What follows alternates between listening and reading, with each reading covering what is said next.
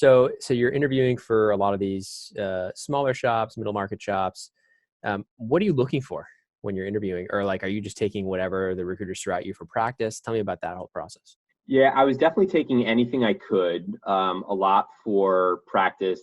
And I would say, don't do this too much, but if I had to do it all over again, even though I was only looking at Boston, I probably would have taken stuff outside of Boston, mostly for the practice, Okay. because interviewing is such an art in and of itself, and you definitely do need just the rote practice of telling someone you've never met about yourself and about your experience and walking through deals. And to your point, why are you interested in private equity? Why are you interested in this strategy versus another strategy, middle market versus large cap buyout and stuff like that? It's like that stuff just takes practice, and you can practice with friends and family all you want.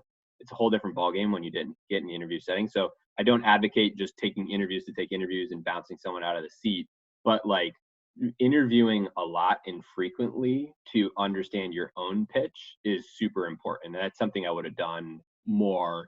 I really restricted myself to one geography. So I would pretty limited interview experience. Like a handful or so? Yeah, probably five or six.